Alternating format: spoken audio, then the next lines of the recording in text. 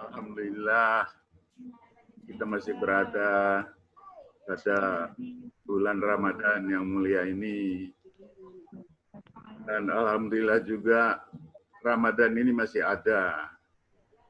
Karena banyak orang yang sanksi dulu Ramadan itu masih ada enggak gitu.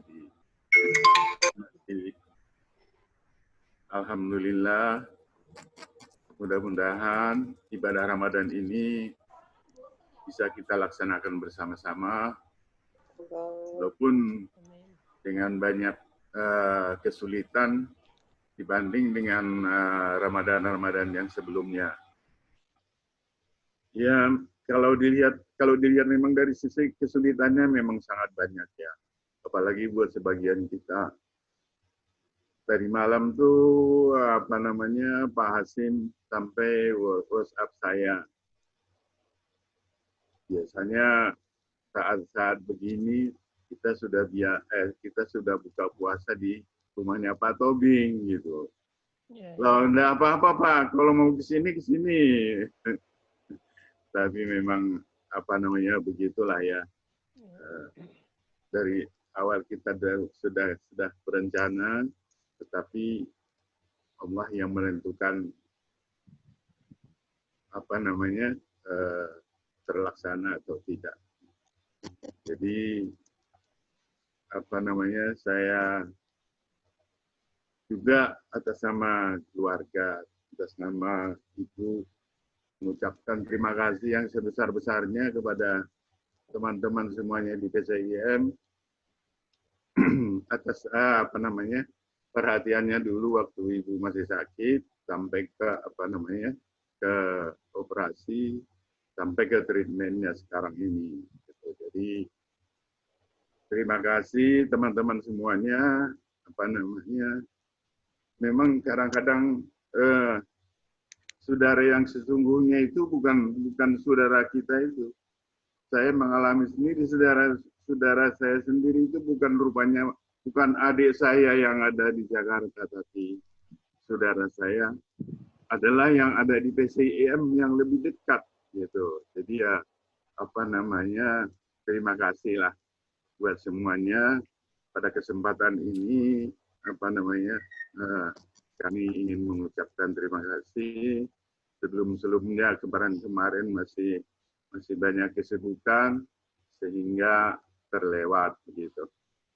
Jadi ini mungkin saya salah arah jadinya untuk ngasih kata pengantar jadi kata terima kasih.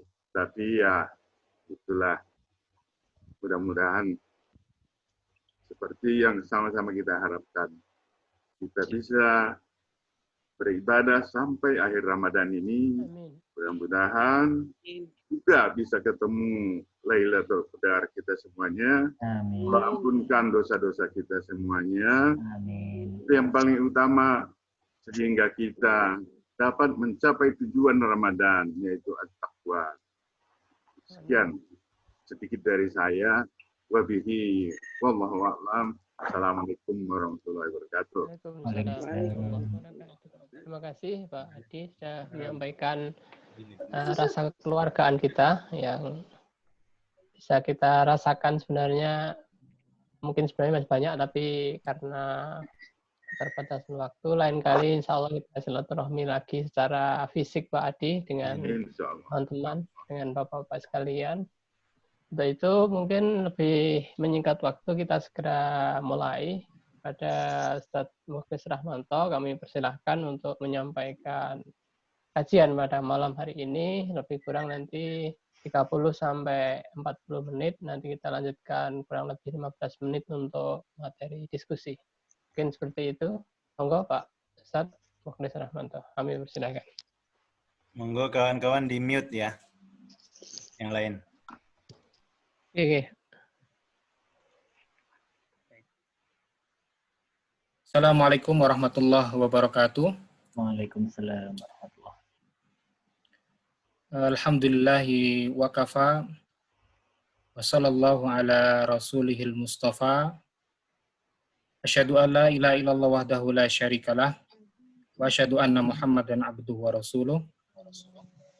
Allahumma shalli wa sallim ala nabiyyina Muhammadin wa ala alihi wa ashabihi wa man tabi'ahum ihsanin ila yaumiddin. Bapak Ibu semuanya yang dirahmati Allah Subhanahu wa taala. Alhamdulillah pada malam yang ke-13 bulan Ramadan 1441 Hijriah ini saya bisa bertatap muka, bermuajahah, bersilaturahim dengan keluarga besar PJM Muhammadiyah Malaysia. Ya. Suaranya terdengar ya, Bapak Ibu semua ya? Jelas Pak, suaranya jelas. Jelas, ya. Jelas suaranya. Bagus. Ya. Saya sangat bersyukur karena ini selama setahun saya di Malaysia, saya baru beberapa kali main di atau silaturahmi di kantor dakwah, rumah dakwah, dan alhamdulillah sekarang bisa banyak bermuajahah bertatap muka dengan bapak-bapak ibu semua sekalian. Nah, saya diberi jadwal oleh Mas Trisno untuk mengisi kajian pada malam hari ini, yaitu temanya tentang fikih Ramadan menurut Majelis Tarjih. Nah, ini saya kira Bapak Ibu semuanya sudah familiar lah ya dengan paham keagamaan Muhammadiyah yang tidak dapat dilepaskan dari Majelis Tarjih itu sendiri. Nah, kalau kita berbicara tentang bulan Ramadan, ya, maka kita tidak bisa melepaskan dari perintah Allah Subhanahu wa taala dalam surah Al-Baqarah ayat 183, ya ayyuhalladzina amanu kutiba alaikumusiyam kama kutiba alal ladzina min qablikum la'allakum tattaqun. Ini ayat yang kita sudah semua hafal. Tapi kadang-kadang kita ketika bertadarus ya membaca ayat ini ya kita jarang menelisik ya atau memahami secara mendalam apa sih kira-kira tujuan dari ayat ini.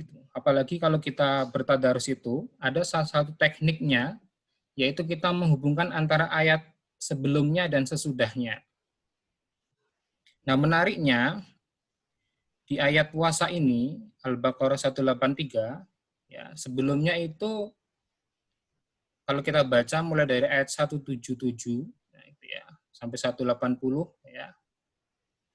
Itu perintahnya kaitannya dengan hukum pidana atau kisos ya. Ya ayyuhalladzina amanu kutiba alaikumul qisasu fil qatla gitu ya. Diperintahkan untuk kisos yaitu hukuman yang setara. Ya, gitu ya. Kemudian setelah itu ada ayat kutiba alaikum idza hadara ahadukumul maut in taraka khairal wasiyah. Perintah untuk berwasiat. Nah, kira-kira apa hubungan itu dengan ayat sebelumnya ini? Kok tiba-tiba ada ayat puasa, sebelumnya ada ayat wasiat, dan sebelumnya ada ayat tentang kisos. Kan itu nggak nyambung gitu. Maka kalau kita buka salah satu kitab tafsir, ya salah satu karangan Al-Biqai, ya Nazmud Durar itu. Nah, biasanya saya senang seperti Pak Quraisy Shihab itu menghubungkan munasabah ayat itu. Tapi kalau mau dihubungkan, kok sepertinya tidak nyambung. Karena puasa, wasiat, kemudian kisos. Maka disinilah pentingnya namanya maqasid syariah. Tujuan umum kenapa syariat itu diturunkan. Jadi ada banyak perintah Allah, ada banyak larangan Allah di dalam Al-Quran, tapi paling tidak ada 6 tujuan. Ya. Tujuannya paling pertama yaitu menjaga agama itu sendiri, menjaga akal, menjaga jiwa, menjaga harta, sampai menjaga keturunan dan menjaga lingkungan. Maka dari sini kita bisa kaitkan, kalau kaitannya dengan kisos, ya misalkan kisos itu kita melukai secara sengaja orang lain karena kita sedang marah atau apa gitu, kita jewer kupingnya sampai putus, maka kalau hukum Islamnya itu harus dibalas tindakannya sama. Nah, kalau membahas ayat ini nanti panjang sekali. Kenapa kok tidak praktekkan di negara Islam atau di negara kita? Wah, itu panjang sekali nanti di lain waktu. Yang kedua tentang wasiat. Nah, kalau kisos tadi itu kaitannya dengan menjaga jiwa, menjaga nyawa manusia. Sedangkan yang kedua kaitannya dengan wasiat, intaraka khairul wasiyah, jika kamu maut mendatangimu, dan kemudian kamu meninggalkan banyak harta, maka berwasiatlah. Tujuannya apa? Wasiat adalah salah satu perintah Allah yang tujuannya umumnya itu untuk menjaga harta manusia agar tidak rusak dalam khususnya pembagiannya. Dan wasiat tidak boleh lebih dari sepertiga dari harta warisan. Nah, yang ketiga yaitu puasa. Nah, puasa ini kaitannya menjaga jiwa juga, diri kita dari hawa nafsu. Hawa nafsu ini kalau dalam bahasa ekonomi adalah wants, keinginan. Manusia itu dipenuhi banyak keinginan. Ingin ini, ingin itu, dan lain sebagainya. Maka agar keinginan ini sesuai dengan tujuan dari syariat itu sendiri, maka harus diatur, dan agar manusia teratur itu harus dilatih, harus ada aturannya. Salah satunya adalah puasa itu sendiri. Jadi hubungannya tiga itu. Sama-sama untuk mewujudkan namanya tujuan umum syariat yang diturunkan Allah Subhanahu wa Ta'ala. Nah, Bapak Ibu yang dirahmati Allah Subhanahu wa Ta'ala, jika kita berbicara tentang tema kita fikih Ramadan menurut Majelis Tarjih, yang pertama ada kata fikih. Nah, apa sih itu fikih? Fikih artinya adalah kita memahami atau paham terhadap sesuatu. Apa yang kita pahami di sini? Yaitu Al-Quran dan Sunnah, di mana di situ kita diturunkan hukum-hukum kaitannya dengan perbuatan manusia dari dalil-dalilnya yang terperinci yang ada dalam Al-Quran dan As-Sunnah. Nah, itu definisi fikih yang biasanya. Nah, kalau kita berbicara fikih, pasti tidak bisa lepas dari pembicaraan tentang mazhab. Itu mazhab-mazhab fikih atau mazhab hukum Islam. Khususnya yang 4, yaitu ada Hanafi, mazhab Hanafi, kemudian mazhab Maliki, mazhab Syafi'i, dan mazhab Hambali. Nah, pertanyaannya, apakah kemudian Muhammadiyah menginduk kepada salah satu mazhab itu? Nah, tidak. Sehingga memang kita di Muhammadiyah itu tidak berprinsip menganut salah satu mazhab, tapi kita tidak anti mazhab. Karena apa? Karena di dalam mazhab lah pemahaman-pemahaman, ijtihad-ijtihad yang dilakukan oleh para ulama terdahulu terhadap kedua sumber ajaran Islam, yaitu Al-Quran dan Hadis, berada. Sehingga mazhab di dalam Muhammadiyah itu digunakan untuk membantu memahami Al-Quran dan Hadis. Nah, inilah perbedaannya dengan teman-teman kita yang di Nahdlatul Ulama atau Nahdliyin. Kalau teman-teman kita ini itu mentok ke akwal atau pendapat-pendapat mazhab, khususnya Syafi'i dan Syafi'iyah. Tapi kalau kita ar-ruju' ilal Quran was sunnah al-maqbulah, tapi bisa dibantu dengan pendapat-pendapat mazhab ini.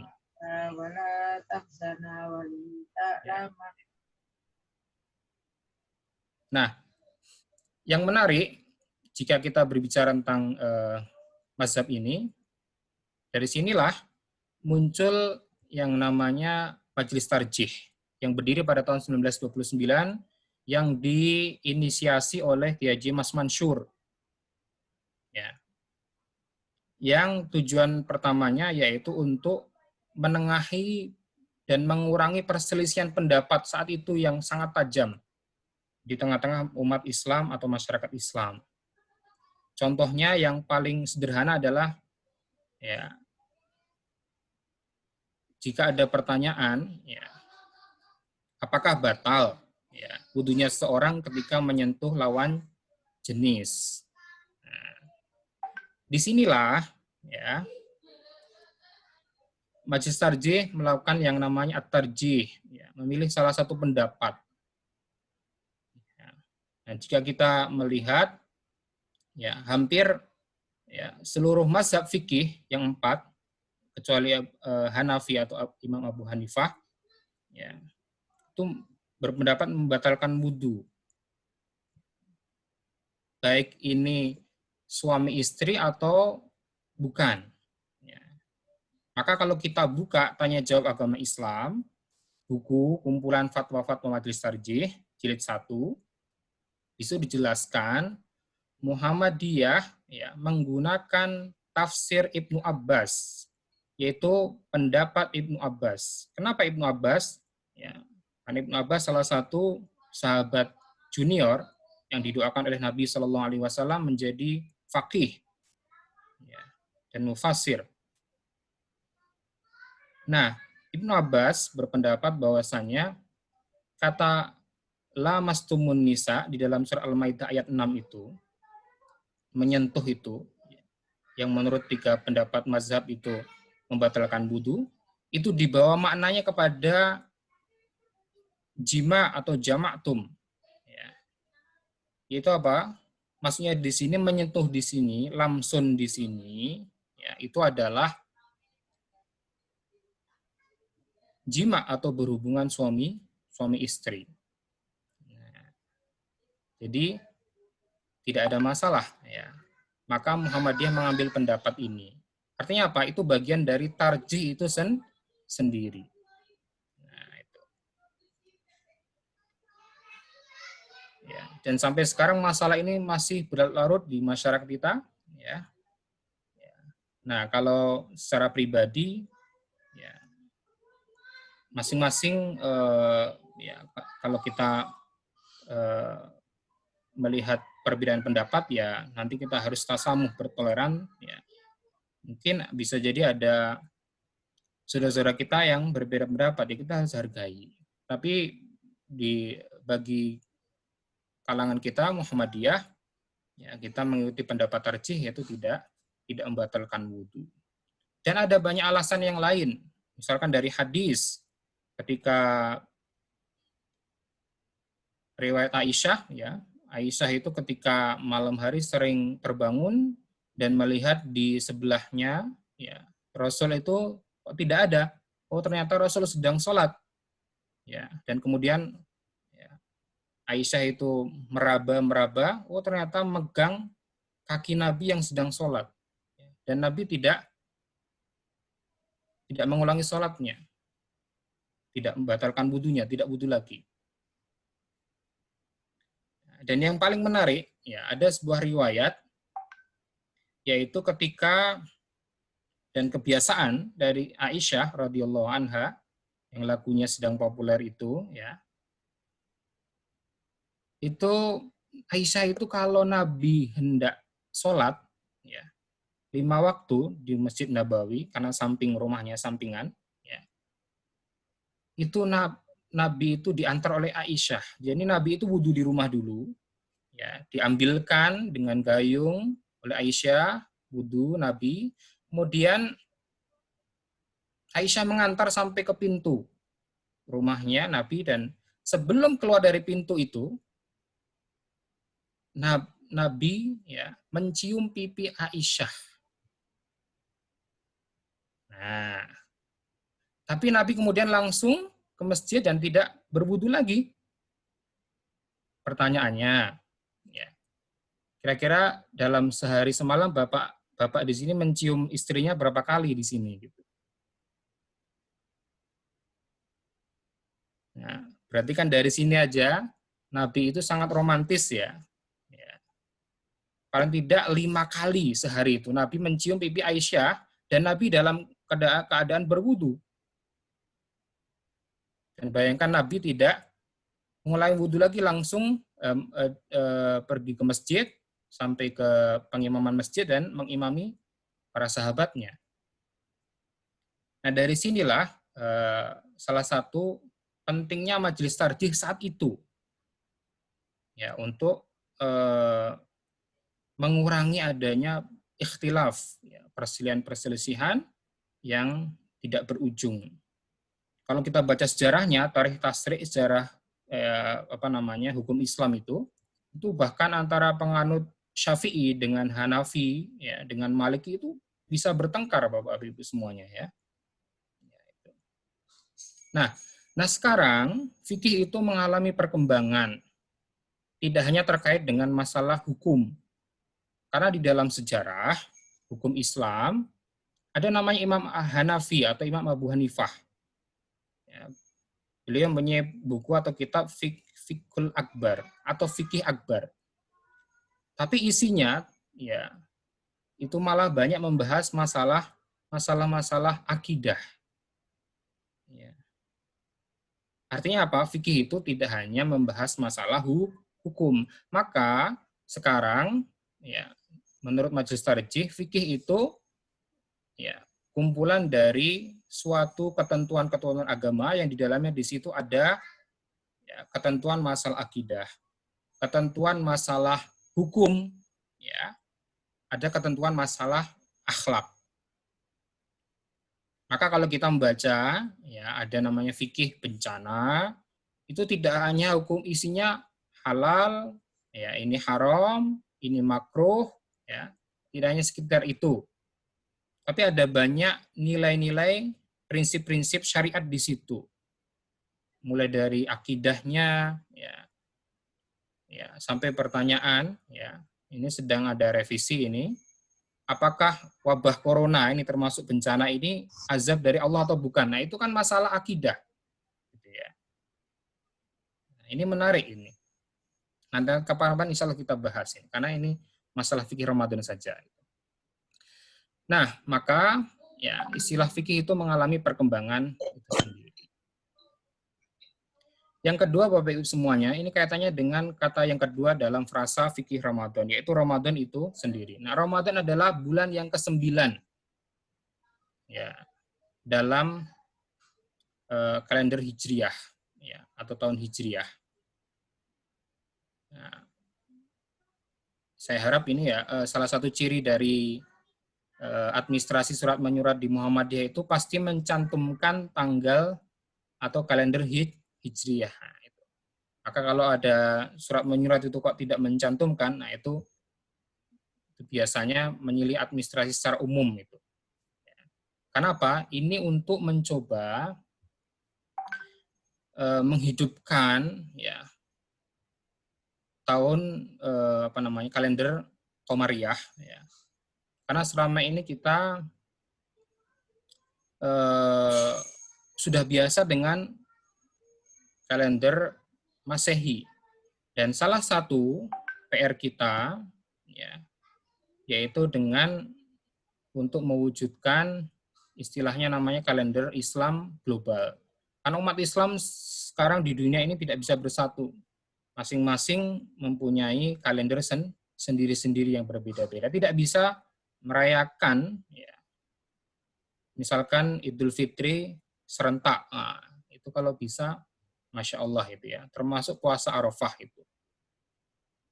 Nah, kaitannya dengan Ramadan, ada banyak amal ibadah yang dianjurkan oleh Allah dan Rasul-Nya. Ya.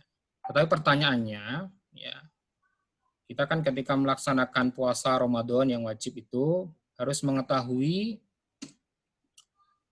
kapan kita akan memulai dan mengakhiri puasa Ramadan. Maka disinilah fikih Ramadan yang pertama kaitannya dengan penentuan awal dan akhir bulan Ramadan. Ya, disinilah Muhammadiyah menggunakan hisab. Apa itu hisab? Hisab itu kita menghitung perputaran bulan ya, secara faktual atau sesungguhnya. Umur bulan itu kan bisa 29, bisa 30. Pertama dari hilal yang kecil itu, kemudian itu jadi bulan sabit, jadi bulan purnama, bulan sabit lagi menjadi kecil lagi. Ya.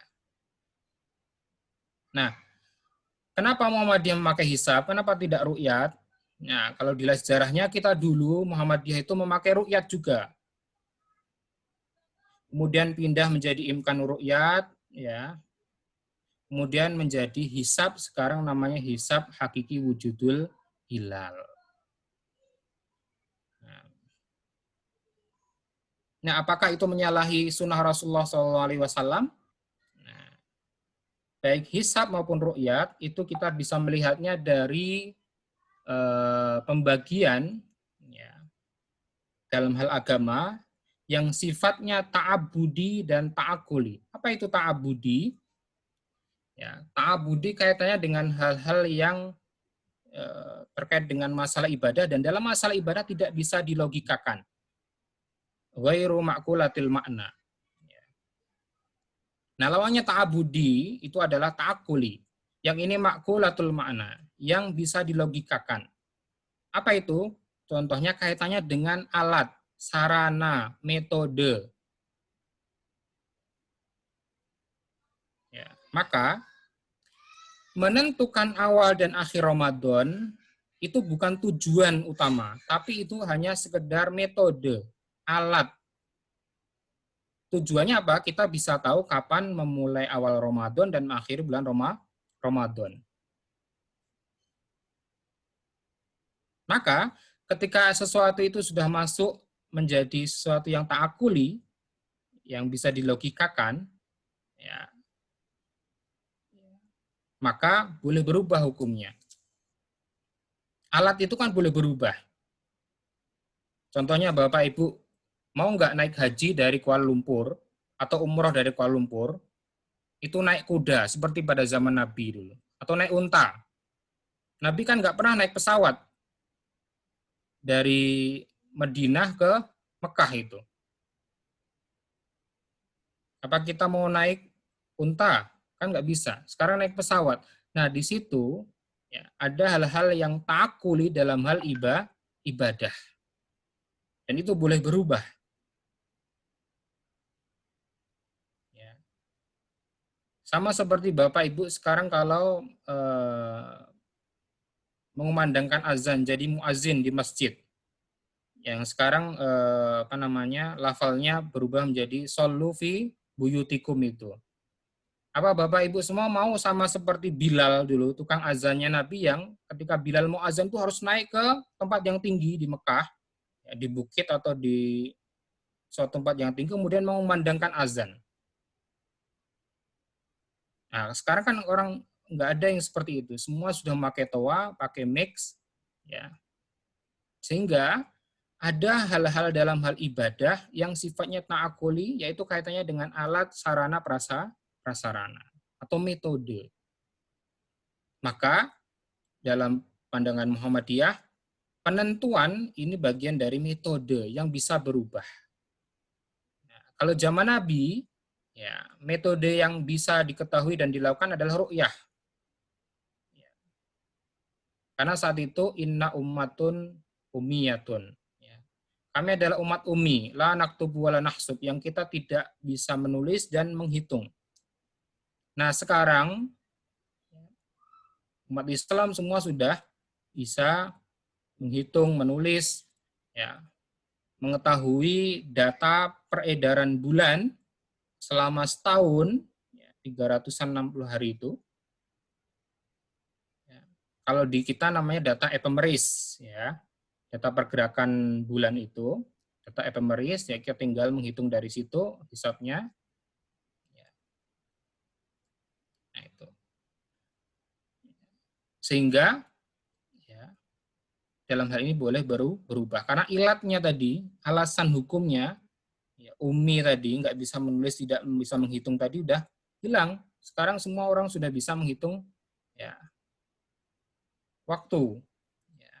Termasuk, nah di sini ya keistiqomahan dari Muhammadiyah ya itu tidak parsial. Parsial itu membedakan. Misalkan Bapak Ibu waktu sholat. Sekarang hampir semua di dunia Islam itu menggunakan jadwal waktu sholat. Pertanyaannya, jadwal waktu sholat itu berasal dari mana? Kan itu dari perhitungan ilmu hisab. Coba, kalau kita lihat ya, kalau kita pergi ke Turki, ya, ke Istanbul atau kemana, ya, itu masjid-masjid zaman dahulu, termasuk di Indonesia, ya, itu di depan masjid zaman dulu itu pasti ada tongkat, ya, ada tongkat, ya. Apa fungsinya? Untuk mengetahui waktu-waktu sholat. Dan itu seperti pada zaman Nabi. Ketika waktu zuhur, ya, tinggi bayangan suatu benda dengan benda itu sama tinggi. Oh, berarti sudah masuk waktu zuhur. Apa sekarang kita mau seperti itu? Kan tidak. Ya, maka di sini Muhammadiyah konsisten menggunakan hisab. Sementara yang mungkin ada teman-teman kita yang kalau jadwal waktu sholat mau menggunakan hisab, tapi kalau awal Ramadan tidak mau menggunakan hisab. Kenapa? Alasannya karena perintahnya ru'yat itu ya kalau memakai apa namanya dianalisis pakai bayaninya itu sumu li ru'yatihi. Sumu itu artinya perintah, berarti wajib, amarnya. Ya. Maka nggak bisa dirubah gitu. Nah ini bagi saya tidak konsisten antara ketika menggunakan hisab. Harusnya ya kalau mau sholat ya tadi pakai tongkat dilihat dulu, nggak boleh pakai apa namanya jadwal waktu sholat karena hadisnya tidak ada yang memerintahkan untuk membuat jadwal waktu sholat. Nah itulah bagi saya bagian dari tadi fikih yang berkemajuan ya dan kedepannya ya, kalau kita lihat ya, Muhammadiyah mendorong melalui Majelis Tarjih untuk mencoba mencari solusi bagaimana disusun terwujud kalender Islam global. Ya. Yang Masehi saja bisa ya, apalagi yang Hijriyah gitu. Nah, salah satu jalan tidak lain adalah dengan menggunakan hisab. Ya. Gitu. Nah, Majelis Tarjih salah satu program internasionalnya adalah itu, mewujudkan kalender Islam global. Dan itu menjadi hutang peradaban Islam yang sampai sekarang kita belum bisa bersatu itu dalam hal masalah kalender ini. Nah, Bapak Ibu yang sekalian dirahmati Allah Subhanahu wa taala. Nah, kalau kita berbicara tentang Ramadan, nah, saya kira Bapak Ibu semua sudah belajar fikihnya lah gitu ya, sejak lama gitu ya. Mulai dari SD atau SMP, SMA, apalagi yang di pondok pesantren, kuliah kita juga diajari mata kuliah agama Islam. Ya. Kita akan dapati banyak sekali perbedaan pendapat di sana. Ya. Nah, menurut Majelis Tarjih ada beberapa hal yang ingin saya berikan penekanan saja. Ya. Yang pertama kaitannya dengan sholat tarawih itu. Nah, Muhammadiyah kan berpandangan sholat tarawih adalah 11 rakaat. Nah, kemarin itu ada yang bertanya lagi, 11 rakaat itu kalau yang dilakukan rakaatnya itu 4-4-3 itu tidak sah. Itu ada yang bertanya seperti itu. Ya, yang afdal itu yang sah itu ya 2 + 1. Ya. Nah, kemudian kalau menjawab seperti ini bagaimana? Gitu ya. Nah, seperti ada teman saya yang dari Sumatera Barat, ya, itu banyak kawan-kawan dari Muhammadiyah di sana mempertanyakan karena selama ini sholatnya 4-4-3 gitu, versinya gitu, 11 rakaat tapi 4-4-3. Nah, ada beberapa ulama yang mengkritik ini. Salah satunya Syekh Shalih Fauzan dalam Mulakhas Fikhi itu. Nah, ya sholat yang betul itu ya sholatul lail itu masna-masna gitu ya. Dua-dua gitu ya. Nah, tapi ya kita berargumen ya 4-4-3 ini sesuai dengan hadis Aisyah ya, yang ditanya oleh salah seorang sahabat, kaifa kanat sholatu Rasulullah sallallahu alaihi wasallam fi Ramadan au fi ghairihi. Faqala, jawab Aisyah, yusalli arba'an ya. Fala tas'al an husnihinna wa tulihinna. Summa yusalli arba'an, summa yusalli salasan. Nabi sholat 4 rakaat dan kemudian 3 rakaat. Nah, 4 rakaat ini kemudian salam, 4 rakaat salam, dan kemudian ditutup dengan witir 3 rakaat. Nah, ini kalau kita baca Subulus Salam, ya, atau Naul Autor, ya, Imam Asy-Syaukani, ya, itu membolehkan ini. Jadi termasuk Imam Abu Hanifah. Nah, saya ada teman saya yang kemarin baru membahas ini. Ya, ternyata Imam Abu Hanifah juga punya pendapat yang membolehkan ya versi sholat 11 rakaat 4-4-3. Jadi ya ini tidak masalah. Ya. Versi yang kedua kita boleh melaksanakannya 2 plus 1 jadi 11 rakaat. Dan saya lihat masyarakat kita, ya kalau kemarin itu ada survei dari lembaga apa itu ya, Setara Institute ya kalau tidak salah itu, nah, itu ada data yang menarik ini. Ya, kebanyakan masyarakat Indonesia itu lebih memilih sekarang yang 11 rakaat. Ya, meskipun secara umum ya itu banyak yang simpatisan dengan apa namanya NU atau Nahdliyin ya, tapi untuk cara beribadatan yang 11 rakaat ini kok tinggi sekarang gitu ya. Nah ini menarik ini, gitu ya. Nah saya lihat juga di mana-mana gitu seperti itu. Nah kaitannya kalau nanti ada pertanyaan, misalkan itu sholat di Masjidil Haram itu 23 rakaat gitu kan. Nah ada baiknya kita membaca sejarah salat tarawih di Masjidil Haram.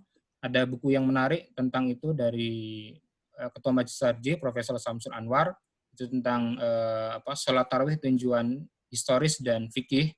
Itu dipaparkan secara mendalam. Ya. Jadi di Masjidil Haram itu, kalau kita sejarahnya berubah-ubah itu. Ya. Ada yang mulai dari saat Umar itu ternyata 11 rakaat. Ya. Kemudian ke tahun 4 Hijriah, dinasti Fatimiyah, itu merubah menjadi 36 rakaat. Ya. Kemudian 2 abad setelahnya ada Imam As-Subki, gitu ya. Itu merubah menjadi 23 rakaat. Dan kemudian sampai sekarang ketika dinasti Saud itu. Itu menarik sekali. Ya. Tetapi ya kita memandang memang kita lebih condong kepada mengambil dari riwayat Aisyah karena Aisyah adalah orang yang paling tahu ya, tentang apa yang dikerjakan oleh Rasulullah SAW termasuk sholat tarawih itu sendiri. Nah, sholat tarawih yang dipilih oleh Muhammadiyah 11 rakaat itu memang ada yang berpendapat itu sholat witir itu. Ya, seperti ada ulama yang sudah wafat, Ali Mustafa Yaakob, itu bukan sholat tarawih, itu sholat witir. Ya, tetapi kalau kita cek di kitab Sahih Al-Bukhari, Imam Al-Bukhari meletakkan riwayat Aisyah itu di kitab tarawih, bukan kitab witir. Nah, ini yang menarik. Ya, jadi sebenarnya sudah pas lah gitu ya. Apa yang menjadi pendirian kita. Karena di dalam hal ibadah, ya mau tidak mau kita harus tauqifi, kita harus sesuai dengan apa yang diajarkan oleh Allah dan Rasul-Nya, tuntunan Allah dan Rasul-Nya. Nah, Bapak Ibu yang dirahmati Allah Subhanahu wa taala, ya. Kemudian ada banyak amal-amalan lain yang ditentukan oleh Rasul-Nya di bulan Ramadan ini. Kita memperbanyak untuk bersedekah, ya, kemudian tadarus Al-Qur'an. Nah, kemarin di hadis yang posting oleh Majelis Tabligh itu, ya, itu ketika hadis Nabi SAW ketika setiap malam di bulan Ramadan itu selalu deres, ya, tadarus dengan malaikat Jibril, dicek hafalannya sama malaikat Jibril. Nah, dari situ bisa disimpulkan, ya, kita boleh tadarus itu membaca Al-Qur'an, ya, mengkhatamkannya berkali-kali, ya, meskipun kita tidak mengetahui maknanya, kita boleh. Ya. Tapi lebih baik kita mengetahui maknanya dengan baik, apalagi ditambah dengan mengamalkannya. Dan kebiasaan dari para salafus soleh, Imam Malik, Imam Syafi'i, Imam Abu Hanifah itu sering mengkhatamkan Al-Quran berkali-kali, dan itu tidak menjadi masalah. Ya, karena ya memang momentum ya Ramadan ini banyak sekali amal-amalan dilipat gandakan pahalanya. Biasanya ada yang jamaah yang kurang marem gitu ya, kalau khatamnya hanya sekali gitu. Nah, itu mazhab baru itu, namanya mazhab maremiyah. Jadi kurang marem gitu kalau enggak khatamnya kalau cuma sekali itu. Ya enggak masalah itu. Ya, lahu ajrun, ya. Baginya ada pahala dari Allah Subhanahu wa taala. Nah, kemudian yang paling penting, nah ini kan kita di masa Covid ini ya. Ya, kaitannya dengan ibadah iktikaf. Ya, dan tarawih, ya memang selama ini kita diminta untuk di rumah. Ya, untuk iktikaf ini memang biasanya dianjurkan di masjid, ya, tapi karena kondisi yang demikian maka diperbolehkan untuk di rumah. Nah, ini Majelis Tarjih sedang menggodok ini draft fatwa tentang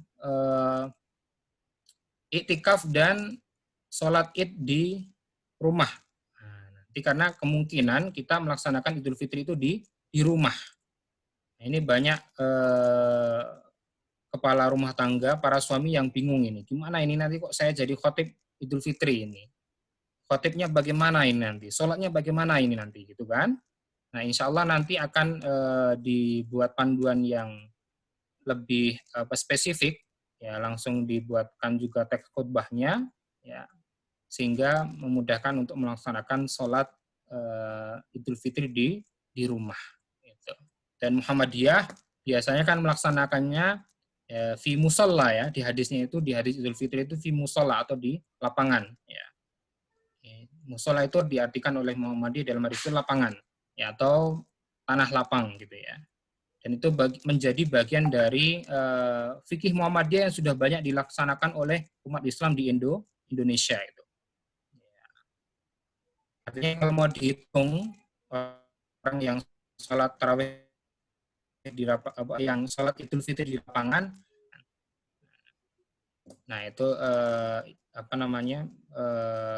kaitannya dengan ibadah-ibadah di bulan Ramadan. Nah, kalau kaitannya dengan misalkan fidyah, ya, kemudian qada puasa dan lain sebagainya, nanti ya kalau ada tanya jawab kita lanjutkan di tanya jawab. Ya, semoga yang sedikit tadi ini bisa bermanfaat untuk kita semuanya. Saya kira itu, Mas Trisno, wallahu alam bisawab. Wassalamualaikum warahmatullahi wabarakatuh. Waalaikumsalam warahmatullahi wabarakatuh. Terima kasih Ustaz Maulis Rahmanto. Sebenarnya banyak materi mungkin yang ingin disampaikan, tapi karena waktu, tapi pada intinya adalah terkait dengan beberapa hal yang saya pikir cukup mendasar terkait dengan pelaksanaan ibadah puasa tadi sudah disampaikan. Untuk itu sekarang kita lanjutkan dengan sesi tanya jawab. Di sini sudah ada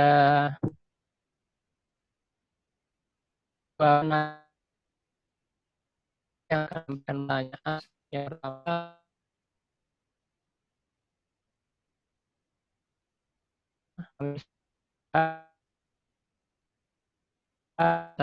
ini berarti menyerah ya Ustaz. Maksudnya Bismillahirrahmanirrahim. Assalamualaikum. Silakan Ustaz. Assalamualaikum warahmatullahi wabarakatuh.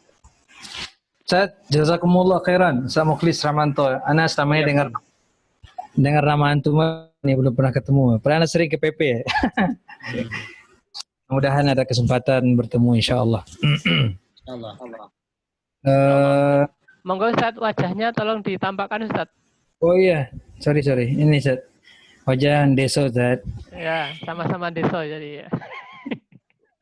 Oke, Ustaz Rahmat, menarik sekali perbincangan ini karena topik yang antum bawa ini topik yang senantiasa hidup gitu ya, dinamis dan tidak habis-habisnya. Ya. Ini selagi masih ada dunia ini mungkin perbincangan berkaitan topik ini akan senantiasa diperbincangkan. Tapi dengan semakin banyak ide perbincangkan, ya insyaallah akan semakin mudah membuka pikiran umat ya, dan kemudian membeli yang terbaik di antara paparan-paparan pendapat-pendapat yang diberikan berkaitan dengan isu yang dibincangkan. Tadi menarik seperti kalau boleh Anda katakan kesimpulan antum gitu ya. Tapi menurut Anda itu sebenarnya syubhat.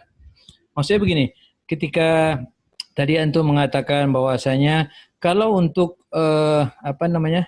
kalau untuk solat 5 waktu, contoh ya, kalau untuk solat 5 waktu kita boleh menggunakan kaidah hisab, kenapa kita tidak boleh menggunakan kaidah yang sama, ya kan?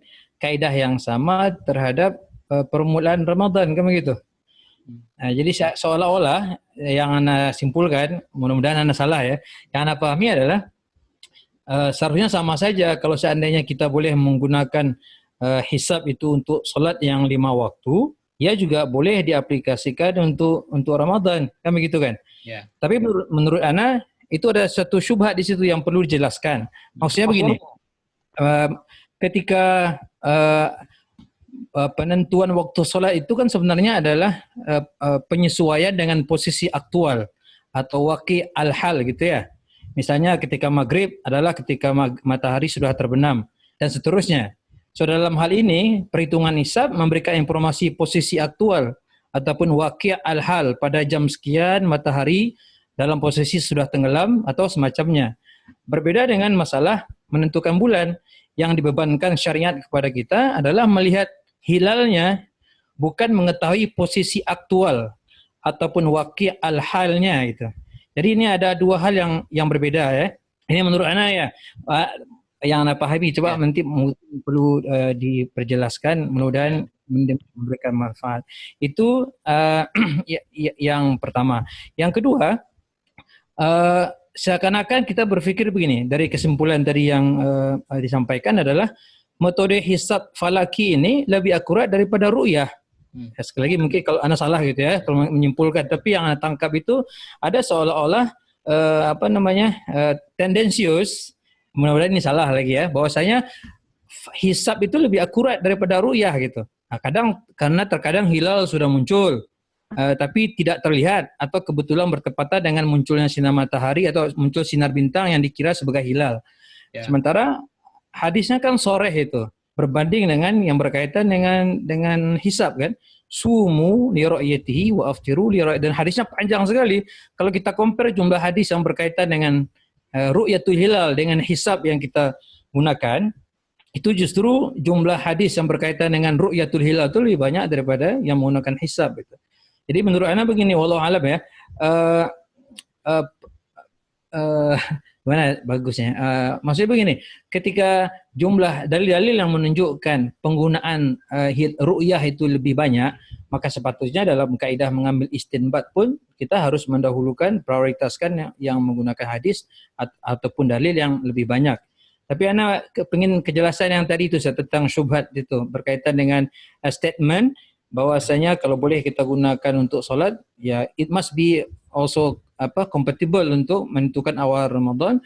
Yang kedua, syubhah bahwasanya metode hisab ini lebih akurat dibandingkan dengan ru'yah. Padahal seperti tadi al-waqi' al-halnya berbeda gitu. Wallahu a'lam. Syukran. Baik Ustaz Tony, terima kasih. Untuk Ustaz Mukhlis gimana? Ini langsung dijawab atau diselesaikan pertanyaan selanjutnya? Boleh sejam nggak apa-apa. Oke, baik. Biar nanti nggak lupa ya terkait dengan dua pertanyaan yang disampaikan. Monggo, langsung aja Ustaz. Oke, bismillahirrahmanirrahim. Jadi ini saya kaitannya dengan yang saya jelaskan tadi, kaitannya dengan penggunaan hisab. Ya. Yang pertama, ya, memang ada istilah semua yang melandasi itu ya di Muhammadiyah ada spirit namanya berkemajuan, Ustaz. Seperti dulu ya, Kiai Haji Ahmad Dahlan itu meluruskan arah kiblat. Padahal kiblat nggak usah dihitung, nggak masalah kan? Kita tinggal menghadap ke arah barat ke Ka'bah, nggak masalah. Tapi kemudian apa? Kiblat itu dihitung, ya, memakai perhitungan astronomi. Nah, sekarang semua orang mengikuti apa yang dilakukan oleh Kiai Dahlan dan Muhammadiyah. Maka ada nilai-nilai istilahnya kalau saya paham keagamaan yang futuristik, yang itu nanti kedepannya pasti itu akan dipakai. Contohnya fatwa tentang rokok gitu ya. Nah, sekarang mungkin orang abai, tapi kedepannya itulah yang akan dipakai. Termasuk hisab ini. Ya, kedepannya itu ya. Para pakar ya seperti Syekh Yusuf Qardawi ya, Syekh Ahmad Syakir ya, itu semuanya sudah paling tidak pendapat-pendapat sekarang ya, lebih mengedepankan hisab. Al-aslu fi isbati syuhur ya, bil hisab gitu. Sekarang ada kaidahnya seperti itu. Dan itu mungkin bagi apa namanya kalangan orang lain memang melihat Muhammadiyah ini ya kok berani gitu ya. Padahal tadi sesuai pendapat antum dalil-dalilnya sangat sedikit. Tapi kalau dicek ya dalam pendapat Syafi'i saja Imam As-Subki ya itu berpendapat jika ru'yat dan hisab itu bertentangan maka yang dimenangkan adalah yang hisab. Ya, itu. Karena ru'yat dzon gitu. Ya. Nah, sekarang hisab itu bukan lagi ilmu nujum, astrologi ya. Bukan ilmu-ilmu itu sekarang. Ya, nah itu. Maka kedepannya ini nanti ada tadi yang namanya tadi saya jelaskan kalender Islam global itu mau tidak mau pakai hisab tidak bisa ru'yat karena ru'yat itu dia hanya mengcover beberapa bagian dari bumi. Ya. Nah itu. Ya, jadi ada nilai-nilai yang bagi Muhammadiyah spiritnya nanti berkemajuan dan itu pasti nanti akan ya insya Allah gitu ya, qadarullah pasti akan diikuti oleh kebanyakan umat insya Allah. Nah, memang ya hadis-hadis ru'yat itu banyak sekali. Cuman inilah Muhammadiyah itu ya dengan spiritnya tadi ya mencoba ya bahwasanya yang namanya taghayyurul ahkam, perubahan hukum itu kan bukan sesuatu yang tabu.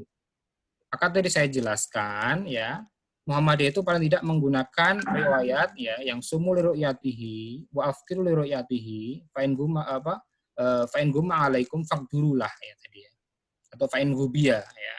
Faqdurulah itu diartikan maka hitungkanlah, estimasikanlah, kadarkanlah gitu ya. Ya. Dan tabi'in ya itu sudah ada yang berpendapat membolehkan hisab itu dari kalangan tabi'in. Nah, kemudian yang kedua, Muhammadiyah menekankan pada dalil dari hadis inna ummatun ummiyatun itu. Ya. Nah, ketika sudah tidak ummi lagi, sudah tahu ilmu astronomi dan ilmu astronomi bukan ilmu astrologi, ilmu nujum sebagaimana yang diharamkan oleh para ulama salaf terdahulu, ya maka apa? Ilatnya yang ummi itu sudah hilang, ya. Dan kemudian ya maka boleh menggunakan hisab. Hisab di sini ya itu sebagai metode, ya. Dan kalau metode boleh berubah, ya, sesuai dengan perubahan hukum itu sendiri. Karena ketika ilatnya itu alasan hukumnya baru berubah. Nah, bukan berarti Muhammadiyah kemudian meniadakan ru'yah, tidak. Ya, kita ketika terjadi ru'yah dalal, kita juga Muhammadiyah ikut meru'yat. Ya. Tapi secara umum kita menggunakan hisab hakiki wujudul hilal. Nah, Muhammadiyah pernah menggunakan ru'yat, kemudian berubah ru'yat yang kemudian jadi hisab. Hisab pun pertama ingkamun ru'yat. Coba kita lihat teman-teman kita di Persis, itu dulu hisabnya sama dengan Muhammadiyah, kriterianya wujudul hilal. Sekarang berubah lagi menjadi imkanur ru'yat, menggunakan kriteria mabim seperti Jakim ya kalau di Malaysia. Itu berubah lagi. Ya. Sehingga kalau di pemerintahan sekarang itu ada semacam guyon gitu ya. Nah, kalau dulu Muhammadiyah dan Persis, ya sekarang NU, Persis dan pemerintah. Nah, gitu. Jadi Muhammadiyah sendirian sekarang. Tapi sendirian ini temannya banyak sekali di dunia Islam, dari Maroko, dari Turki, yang kemarin ada konferensi tentang kalender Islam global di Turki. Pokoknya ingin membuat suatu kalender Islam yang global yang bisa menyatukan seluruh umat Islam di dunia, dan mau tidak mau itu memakai hisab. Ya. Jadi saya kira seperti itu. Wallahu a'lam bishawab lah. Ya. Baik, terima kasih. Kalau kurang jelas, mungkin bisa kita sambung di sesi luar forum ya, satu ini ya, karena keterbatasan waktu. Mohon maaf sebelumnya. Yep. Oke, baik. Terima kasih. Selanjutnya kita sampaikan pertanyaan dari Umay, dari Ustadz Muhammad Ali Imron. Ini terkait dengan Ustadz saya ini PR ya. Iya. Ini sebenarnya mungkin Ustadz Ali Imron sudah tahu, tapi ingin biar kita semua tahu aja ini kayaknya Ustadz Mulis. Ya nggak apa-apa kita sampaikan kan. Katanya beliau kan untuk perantara kebaikan kan sama juga kebaikannya itu kan. Saya pikir mungkin itu yang mendasari. Jadi terkait dengan syiar, apakah khutbah sholat Idul Fitri dan khutbah itu kan merupakan syiar Islam ya. Apakah itu ketika dilakukan di rumah masing-masing seperti saat ini, secara esensi apakah masih merupakan syiar gitu ya? Karena kan itu syiar itu ya. Salat dan khutbah itu kan Idul Fitri dalam hal ini merupakan syiar Islam. Dan apakah ketika dilakukan di rumah itu esensi syiar itu seperti apa? Mungkin itu. Ya. Ustaz. Bismillahirrahmanirrahim. Biasanya Muhammadiyah itu ketika sebelum malam Idul Fitri ada takbiran ya. Ya, saya pernah membuat draft fatwa tentang apa hukum takbir keliling gitu ya. Karena Muhammadiyah itu kan biasanya ditanya dalilnya mana gitu kan.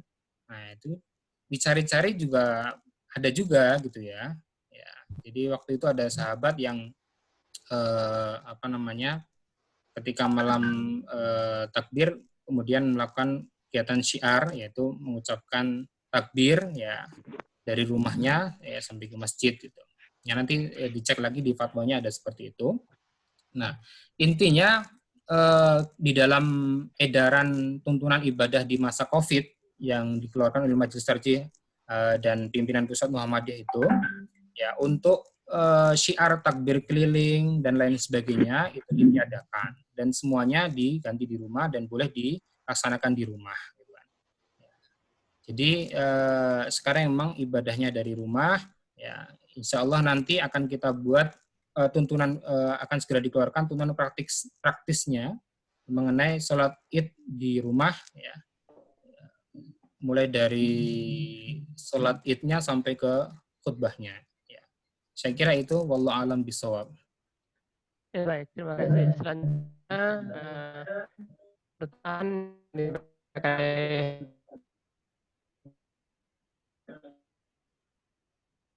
Nur.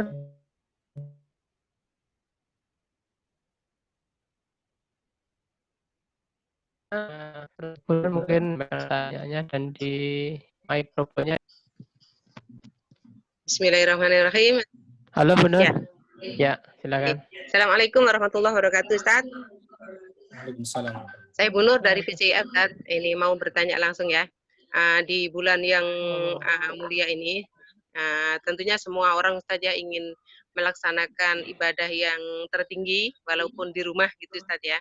Jadi keadaan ibu ini memang cuma berdua saja dengan anak yang umur 10 tahun untuk meraih sholat tarawih itu biar lebih bagus, itu kan berjamaah Ustadz ya. Dan beberapa penjelasan tentang umur berapa seorang anak itu bisa menjadi imam, itu agak berbeda. Jadi saya mohon Ustadz perjelaskan umur berapa anak itu bisa menjadi imam. Sebabnya mungkin dari seorang ibu itu ada rasa keraguan daripada segi bacaannya, ataupun daripada segi cara wudunya gitu Ustadz ya.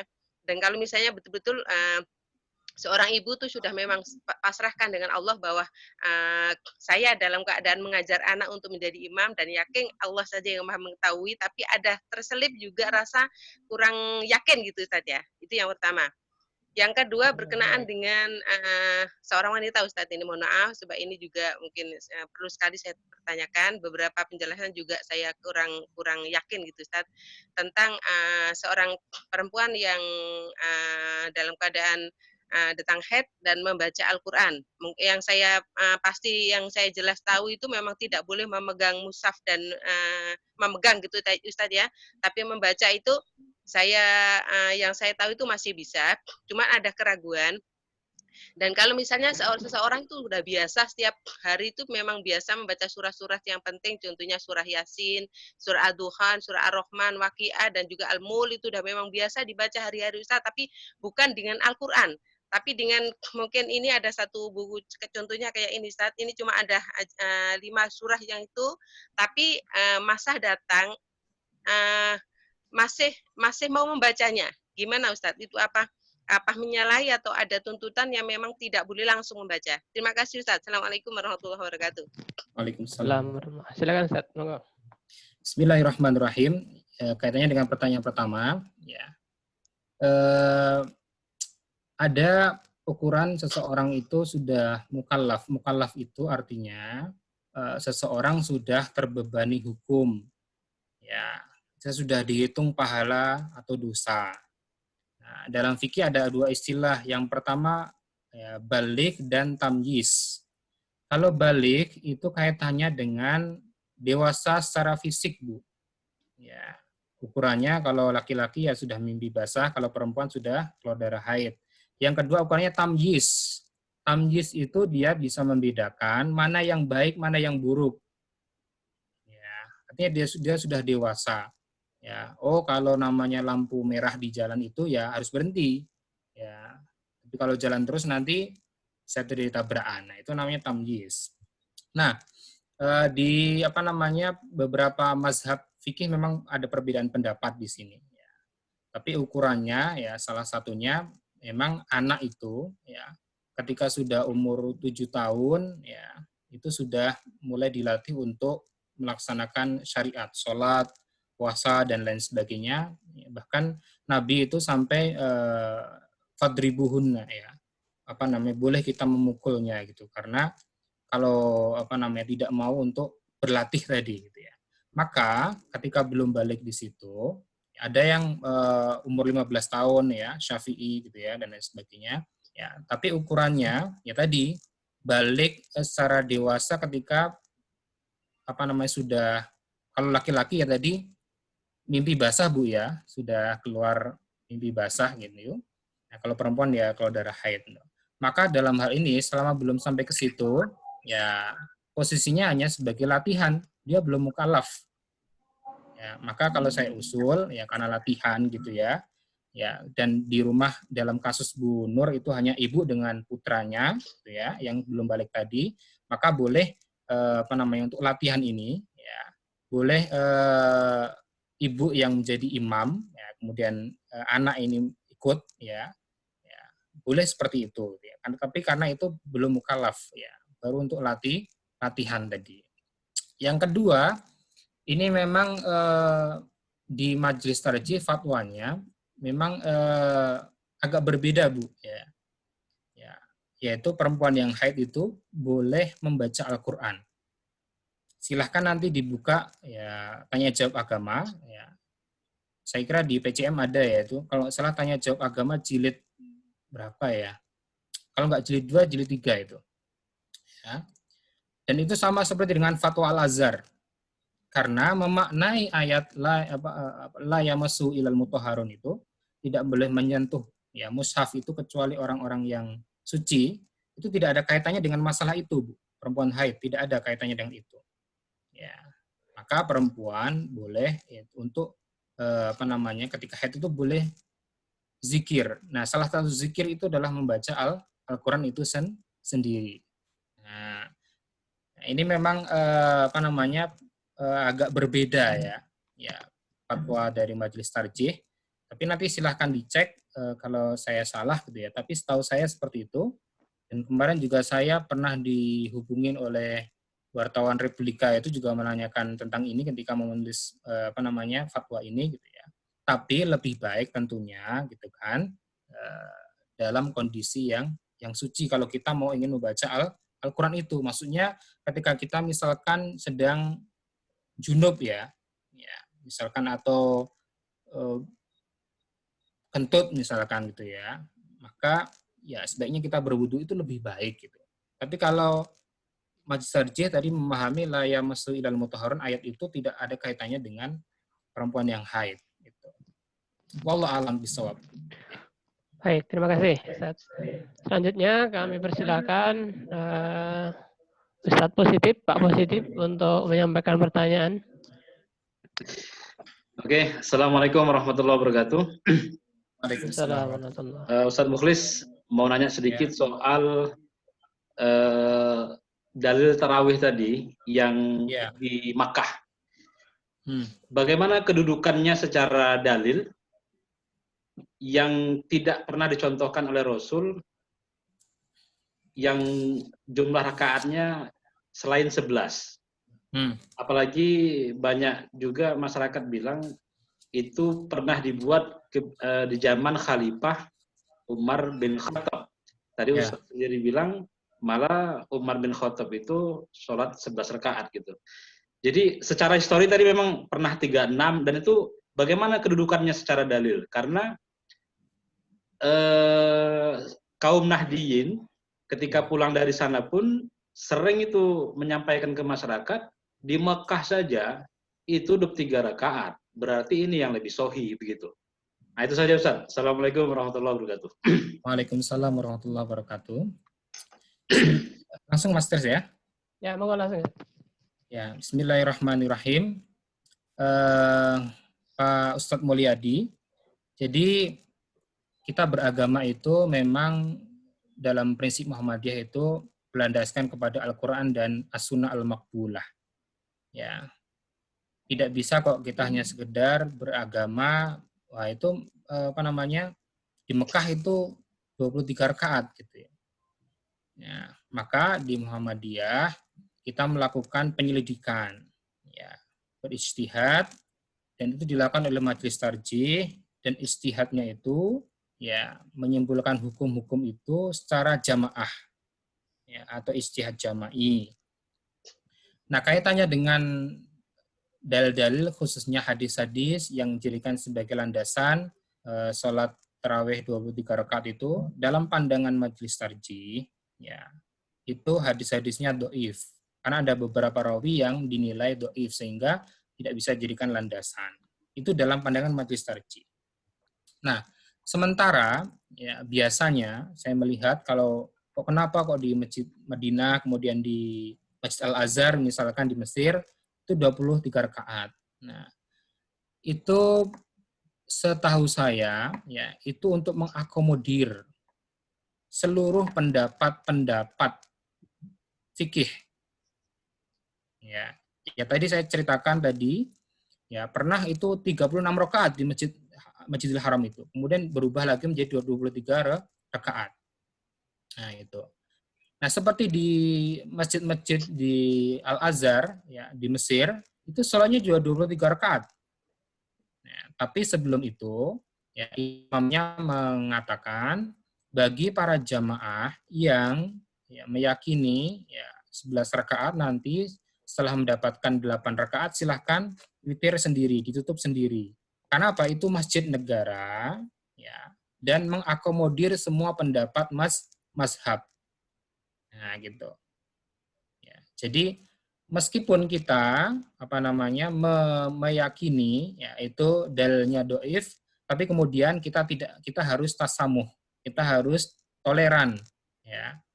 Ya. Karena ini hanya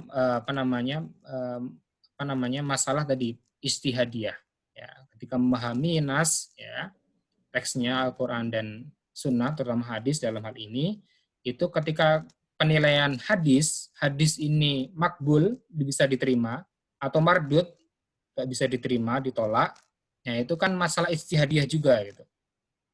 Ya, nah dalam pandangan Muhammadiyah ada hadis kaitannya yang 23 rakaat itu, ya tarawih itu dia doif, maka tidak bisa dijadikan sebagai argumen, sebagai dalil pelaksanaan sholat tarawih. Tapi tadi yang terpenting kita harus tasamuh saja.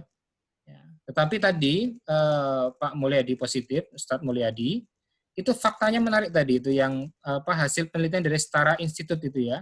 Ya, meskipun mayoritas umat Islam di Indonesia itu simpatisan Nahdliyin, teman-teman NU, yaitu buktinya dengan yasinan, tahlilan dan lain sebagainya, tetapi untuk sholat tarawih ini ada perubahan mendasar ini. Paling banyak memilih sholat 11 rakaat. Ini kan data menarik ini. Itu saya amati dari itu ya. Maka ya pengalaman saya mungkin Ustadz Ali Imran ya di Libya dulu, saya melihat memang banyak di luar masjid-masjid negara itu sudah ya sholatnya 11 rakaat semuanya gitu ya. Tapi ya tentu satu rakaatnya itu bisa 1 juz gitu ya. Ya karena kita sering ya pengennya 11 rakaat itu karena cepat. Nah, itu bukan landasan dalam beragama. Kalau alasannya pengen cepat, alasannya di Masjidil Haram 23 itu bukan landasan beragamanya. Tapi kita berargumen kepada tadi prinsipnya kembali kepada Al-Qur'an dan Sunnah al-Maqbulah. Wallahu a'lam bishawab. Baik, terima kasih Ustaz. Ini waktu sudah malam tetapi masih ada satu lagi pertanyaan dari Pak Darsun. Monggo Pak Darsun. Masih on tidak ini ya? Tadi sempat chat untuk bertanya. Halo Pak Darsun. Halo. Sepertinya mungkin baru, oh ya. Mic-nya Pak, tolong di unmute suaranya. Gak apa-apa. Suaranya tolong di... Oke, baik. Silakan. Gak apa-apa Pak. Gak penting banget itu. Baik, monggo silakan. Assalamualaikum Ustadz. Waalaikumsalam. Ya mohon maaf sebelum pertanyaannya itu agak nyeleneh sendiri.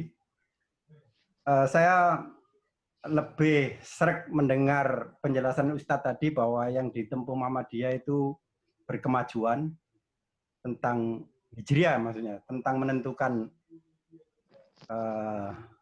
ketentuan dari ru'yah dan apa? Hisab. Jadi Muhammadiyah berkemajuan cenderung futuristik. Nah, dari cita-cita Muslim dunia itu rencana membuat kalender Hijriah yang global, itu apakah ada ketentuan sendiri dari negara-negara Islam berdasarkan perputaran bulan atau tetap timingnya itu tetap mengikut Masehi? Contohnya di Masehi di waktu dunia kan ada Greenwich Time, yaitu AM dan PM. Itu. Terima kasih. Yeah. Yeah. Monggo, Ustaz. Ya. Bismillahirrahmanirrahim. Nanti Ustaz Ali Imran mau bertanya kayaknya ini. Ya. Ya. Oh, ya. Monggo, Ustaz Mukhlis, silakan langsung. Jadi salah satu program dari Muhammadiyah ya secara umum yaitu mendukung terwujudnya kalender Islam global atau KIH Ya. Nah, itu maka ada banyak kriteria, Pak, di situ. Jadi hisab itu ada banyak kriterianya, Pak.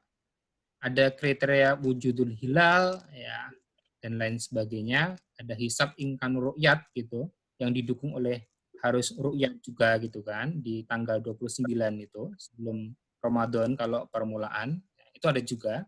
Nah, ketika di kalender Turki, ya, itu kebanyakan, ya, itu menggunakan usulannya itu kalender hisab hakiki wujudul hilal. Seperti yang dipahami oleh Muhammadiyah. Dan itu dijadikan sebagai patokan namanya kalender Umul Quro yang dipakai di Saudi Arabia. Nah, di Saudi Arabia itu, Pak, itu menggunakan kalender Umul Quro berdasarkan kriteria hisabnya itu, astronominya sesuai seperti Muhammadiyah. Tapi itu hanya digunakan untuk urusan-urusan sipil. Urusan-urusan sipil itu seperti kapan besok mau libur hari pendidikan nasional di Saudi. Nah, itu seperti itu, Pak. Nah, kebanyakan para peruqyat di Saudi, ya, itu terpengaruh oleh kalender Umul Qura ini, karena sudah ditentukan waktunya, kan. Nah, itu ada penelitian tersendiri yang, ya, itu apa namanya, subjektivitas dari para peruqyat di Saudi itu. Nah, intinya kriterianya hampir pengen menyatukan pokoknya, ya, bisa berpuasa itu secara serentak dan mengakhiri secara serentak. Dan kunci utamanya itu, Pak, puasa Arafah. Ya. Puasa Arafah yang tanggal 9 Zulhijjah ya. Ya. Nah, itu harus bisa sama itu sedunia itu. Nah, itu butuh pemikiran yang mendalam, ya. Karena bagaimana orang ketika wukuf, ya, kemudian orang yang tidak wukuf itu bisa berpuasa bareng seluruh dunia ini. Nah, itu apa namanya, butuh pemikiran yang mendalam. Nah, tetapi salah satu kriteria yang diajukan tadi adalah kriteria hisab hakiki wujudul hilal. Nah, nanti ada Pak Darson kalau kerso untuk membaca lebih lanjut nanti bisa di-download di Google, ada pedoman hisab Muhammadiyah, ya. Di situ ada kita bisa membaca dan memahami apa itu kriteria hisab hakiki wujudul hilal menurut Muhammadiyah. Saya kira itu wallahu a'lam bishawab. Baik, terima kasih Ustaz Mukhlis Rahmanto. Tidak terasa kita sudah sampai pada pukul 23 waktu Malaysia atau jam 11. Bagaimana? Kira-kira masih ada pertanyaan? Bapak Ibu sekalian? Selfie aja, selfie. Oh iya, selfie. Ya, oke. Terima kasih Ustaz sekali lagi atas pertanyaan-pertanyaan dan jawaban yang disampaikan. Sebelum kita akhiri, sebelum kita selfie, mari kita tutup dengan baca lafal hamdalah bersama-sama. Alhamdulillahirabbil alamin. Saya kurang lebihnya mohon maaf, tapi sebelum kita tutup, mari kita tampakkan wajah kita masing-masing. Mas Zaki malah kemana ini? Kamar mandi, Pak ya? Nggak kelihatan ini. Monggo kita lihatkan wajah kita selfie dulu. Mas Taksis, Bu Min, Mas Hanif. Wah, saya sudah siap. Latar belakangnya keren banget. Siapa, Ustaz? Ustaz Zulfan latarnya tuh. Oh, keren dan luar biasa ya itu. Iya. Iya. Itu Bo ya. Mas Hanif, Mas Tasis, tolong ditampakkan wajahnya, kita akan selfie. Mas nyimak. Sehat, Mas Tony. Siap. Sehat ya? Kayak kedingin. Saya nyari baju tadi. Udah yang dapatnya aja. Iya, baik. Pak Bambang, tolong ditampakkan sebentar wajahnya. Kita selfie dulu. Mas Hanif, Mas Taksis, Bu Min. Dengar nggak ya suaranya? Mas nyimak. Tidur kali itu. Oh, nyimak. Baik. Tidak apa-apa, kita foto ya. 1, 2, 3. Baik. Nggak di itu, Mas Tris, di kontrol apa? Satu. Pakai itu aja. Ini juga print screen juga. Udah. Oh ya, Mas Zaki yang ini yang Bukan sudah ya, ini. oke. Ya. Pakai Ini juga pakai direkod juga sama Mas Zaki. Ustaz Mukhlis, Baik. syukran ya, jazakallah khair. Bapak Ibu Mudah-mudahan bisa sekalian, ketemu Mas di Uni KL. semuanya terima kasih banyak. Insya Allah besok kita lanjut lagi dengan kajian yang agak Berikutnya. mungkin terkait dengan ini, yaitu dengan Pak Ustadz Masudi. Pak Masudi ini adalah sekretaris Majelis Tarjih yang akan mungkin akan menjelaskan juga secara teknis bagaimana peran tadi yang disampaikan terkait dengan kalender global gitu ya. Di peran secara umum Majelis Tarjih dan mungkin akan menyinggung masalah itu. Mungkin itu saya pribadi dan sebagai tim yang melaksanakan kegiatan ini kurang lebihnya mohon maaf. Sekali lagi kita akhiri dengan membaca salam, yaitu Assalamualaikum warahmatullahi wabarakatuh. Waalaikumsalam. Terima kasih Kiai Mukhlis. Afwan Ustaz. Ya. Ustaz Mukhlis sekali lagi semuanya. Ya, Gus Riz, terima kasih Gus Riz. Terima kasih Ustaz. Saya tertarik di belakangnya itu banyak sekali. Ya, nanti kita latihan. Ya. Pak Adi, terima kasih udah gabung. Salam ke Ibu. Sama-sama. Terima kasih. Salam buat Bude. Allah, insya Allah. Ya, semoga Bude cepat sehat. Amin. Oke ya. Oke, saya lihat dulu ya Ustaz ya. Makasih semuanya. Sama-sama. Waalaikumsalam warahmatullahi wabarakatuh.